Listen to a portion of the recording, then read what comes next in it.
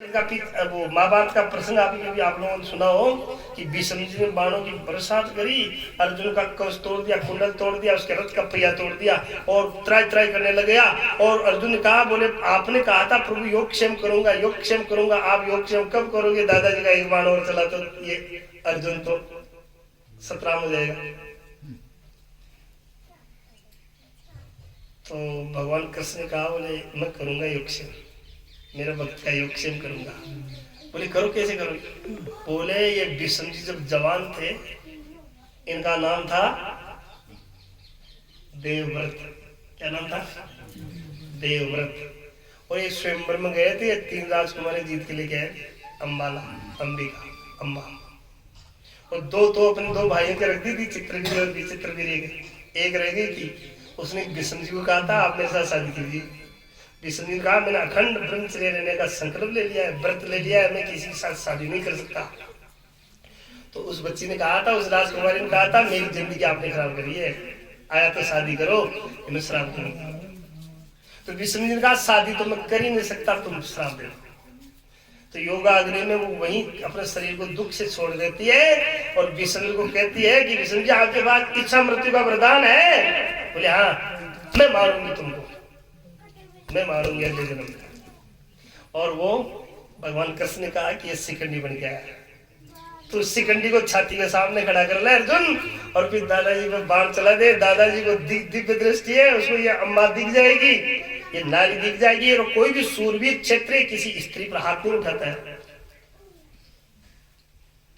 और ये दादाजी नारी पर शस्त्र नहीं चलाएंगे।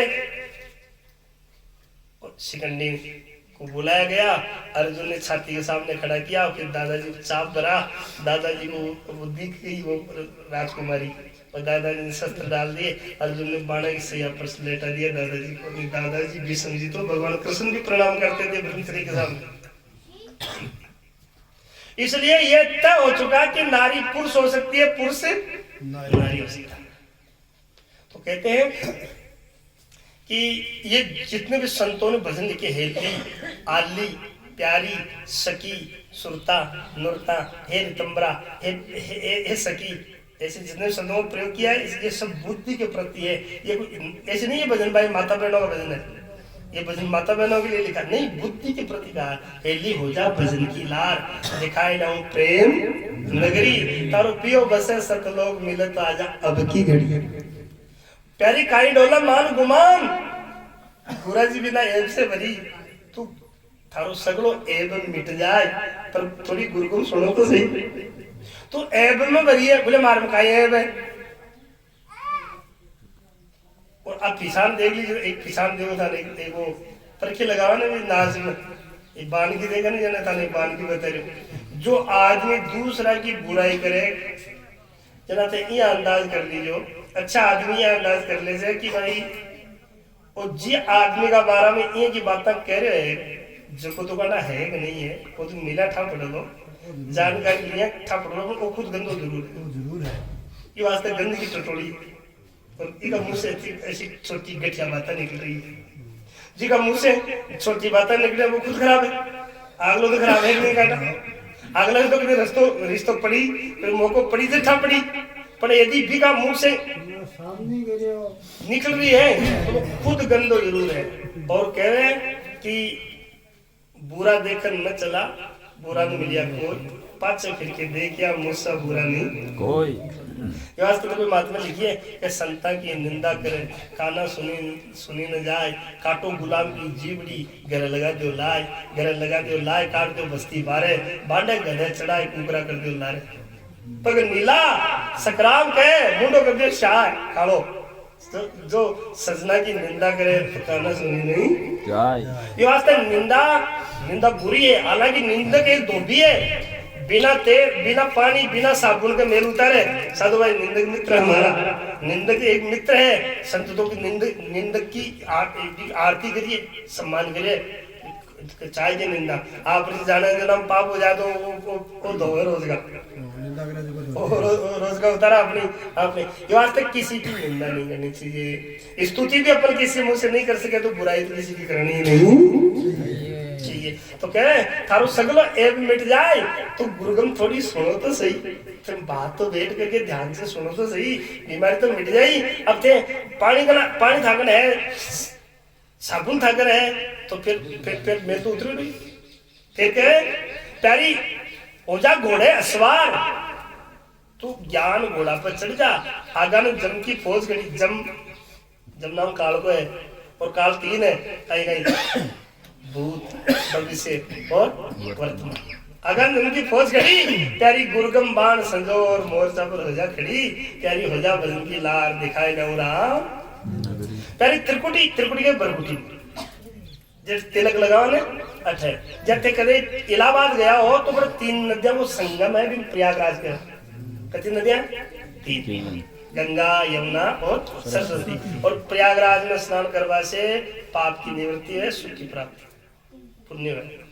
लेकिन कोई गुरुमुखी आदमी 3 नदियां अठे रोजगार स्नान करे दोनों टाइम, चाव से गोतो मार ले, डबड़ो ले ले, इड़ा पिंगला सुखमना, ये 3 नदियां। ठीक है, इन सहस्त्र साल भी गए, इन त्रिकुटी भी गए, इन बरकुटी भी गए, इन 300 नेत्र भी गए, सीधी गए।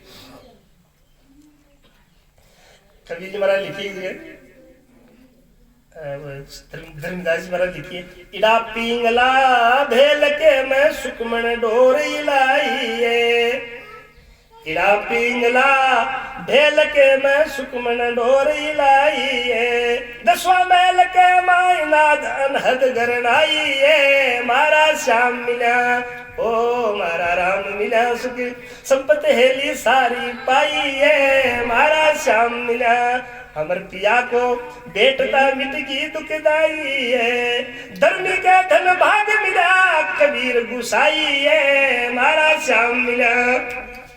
तो कह रहे कि अठे बैठ करके ध्यान करने से रोज प्रयागराज में जो स्नान करे वो मिले। इन आगे चक्र भी है, नाम खट चक्र है ना, मूलाधार चक्र है, स्वादिष्ठान चक्र है, यानी एगो नाम आज्ञा चक्र भी। जिस चक्कर पर आप बराबर ध्यान जोड़ देला वो चक्कर खुल जाएगा। और अठे स्नान करवा से जीवन में जन्म जन्म का करेड़ा पाप मिट जाएगा और दुख की निवृत्ति हो जाएगी, सुख की प्राप्ति हो जाएगी। पर 10वां मैल के माय पियो थारो सदन धन। देखो वो जीव इस शरीर में आयो ना, अब इसे निकलवा के लिए 9 दरवाजा खुला है। ये शरीर इसमें आया है सभी लोगों का, 9 दरवाजा खुला है। 9 दरवाजा प्रकट दर से 10 बंद रियो, ताकि जान सतगुरु से पावे आनंद कंदरियो, हरि दर्शन काज बनायो सजनी मानुष मंदरियो। इनमें 9 दरवाजा तो खुला है, गिनजे देखो आपा निकलवा दरवाजा, 2 आंख, 2 कान, कितने 2 नाक, 1 मुख है, 1 उपस्थ, 1 गुद।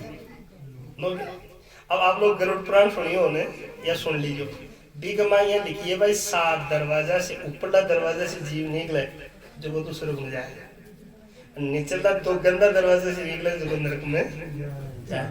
और माया माया नुआवन दादी ने ना अन मालूम पड़ जाए जे दादी किसा गेट में गई है, दादा ना आपा भी नुआवा तो था पड़ जाएगा दादो, क्योंकि जी गेट से निकलो लोग जीव बिन गंदगी जरूर लगे।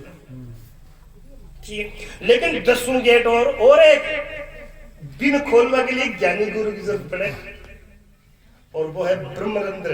और वो कटे कभी कभी छाती पर हाथ रख दे, तेरे को धक धक धक धक धक बोले, यानी कभी छोटो बच्चों है ठीक है अटकी जगह हाथ रख देते तो वाइब्रेट हो रही, वाइब्रेशन हो रही, धक धक धक। वो है 10वां द्वार। इन जीते जी गुरु महाराज की सत्संग में बैठ करके खोल दे, ये वास्तव गुरु की परम आवश्यकता है।